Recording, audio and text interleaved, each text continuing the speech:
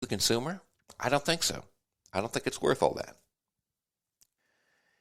In the lawsuit, the FTC does not argue Amazon is a monopoly because of its size, but because it uses its position both as an online seller and online marketplace to deny meaningful competition.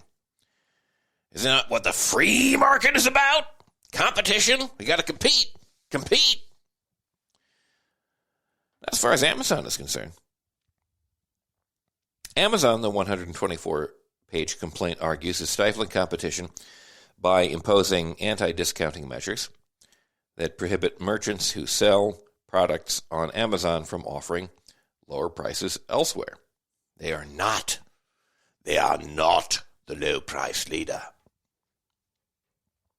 In the complaint, the FTC accuses Amazon of tactics such as anti-discounting measures that penalize sellers offering their products for cheaper in other online marketplaces.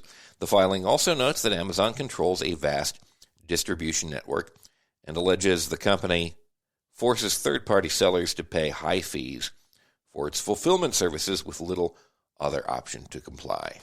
You will comply. In other words, most of the products that you see on Amazon are not sold by Amazon. They're sold by people who work through Amazon and use them as a mechanism to sell the product to you and deliver the product to you. And what the FTC is saying is that because Amazon is almost the only game in town, that it constitutes a monopoly, that it uses that position to extract an unfairly high amount of money from the people who are selling, and also an unfair amount of money from the people who are buying those products, you and me. Amazon has hiked so steeply the fees it charges sellers that it now reportedly takes close to half of every dollar from the typical seller that uses Amazon's fulfillment service, the complaint states. That sounds like gangsterism. It sounds like gangsterism. The complaint also accuses Amazon of requiring merchants to use the company's delivery and fulfillment system in order to qualify for Prime. It also charges that Amazon prioritizes the company's in-house line of products over others, even if those products are of better quality, even if those other products are of better quality, and serves an increasing number of paid and junk ads. You notice that? You notice that when you go on Amazon? Get more ads, more junk, and it's pushing its own products to the front, regardless of how they're rated? Funny that. Not a free market. Worth more than $1 trillion. It's worth $1 trillion. It's $1 trillion company, ladies and gentlemen. Worth more than $1 trillion today. Amazon controls 82% of the online retail market. That's a monopoly. That's a monopoly. We're not supposed to have monopolies in the United States of America. We're supposed to have a free market, right? Somebody controlling 82% of the market, that's not free. That's a monopoly. According to the complaint, that makes it a virtual necessity for merchants to sell their products on the platform in order to reach most online customers. Break up Amazon. Break it up. Break it into little pieces.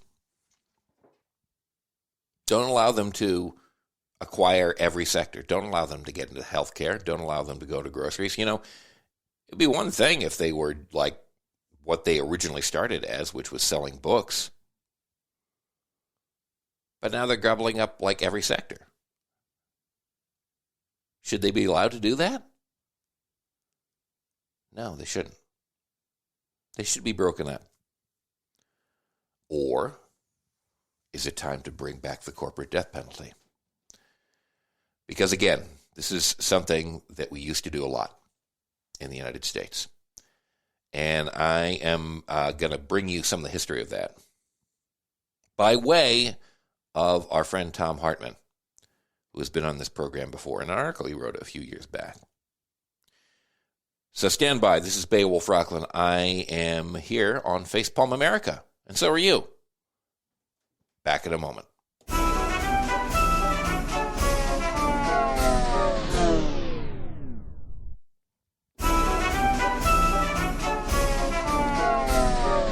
Facepalm America. I'm Beowulf Rockland. FacepalmAmerica.com is where you can find out more. Listen to past episodes. Connect with us on social media. All that sort of good thing. So, the Trump Organization, New York State, they are trying to dissolve it. The FTC is at least filing suit against Amazon. I don't think they have the same goal in mind there. But they're saying that Amazon's a monopoly. And it's overcharging people, sellers and buyers both. We weren't always in a situation where a company would dare to do that sort of thing, because we passed laws, antitrust acts. I think it was the Sherman Antitrust Act back in the 1890s, originally designed to curb the power of monopolies such as railroads. And states and the federal government would pull charters for companies, dissolve them all the time. It was a regular thing. And I want to go into a little bit of the history of that, because we've forgotten it. We think that, once a company has made it big, once they've got the money to advertise, once they got their name on the side of the building, once their CEO sends people into space or really high in the atmosphere, that they're there for all time. And it's not true. And I hearken back to some bits of an article that I'm going to read here by our friend Thom Hartmann. I grabbed it from commondreams.org. And the title of it is, "It's Time to Bring Back the Corporate Death Penalty." And it starts with a quote from U.S. Supreme Court Justice Louis Brandeis from 1933, and a dissent he made in a case called Liggett versus Lee. Here's the quote. "The prevalence of the corporation in America has led men of this generation to act at times as if the privilege of doing business in corporate form were inherent in the citizen, and has led them to accept the evils attendant upon the free and unrestricted use of the corporate mechanism as if these evils were the inescapable price of civilized life, and hence to be borne with resignation. Throughout the greater part of our history, a different view prevailed. Although the value of this instrumentality in commerce and industry was fully recognized, incorporation for business was commonly denied long after it had been freely granted for religious, educational, and charitable purposes. It was denied because of fear. Fear of encroachment upon the liberties and opportunities of the individual. Fear of the subjection of labor to capital. Fear of monopoly. Fear that the absorption of capital by corporations and their perpetual life might bring evils similar to those which attended mortmain, immortality. There was a sense of some insidious menace inherent in large aggregations of capital, particularly when held by corporations. Again, that's U.S. Supreme Court Justice Louis Brandeis in his 1933 dissent in Liggett versus Lee. That applies supremely well to our current day. Fear of encroachment upon the liberties and opportunities of the individual. I certainly feel that, I grew up in a conservative family, and I was worried about the encroachment of government. And that doesn't worry me anymore, except to the extent that government encroachment is an extension of the encroachment of capital. The people who serve massive corporations obsequiously are the ones who really worry me. Really worry me.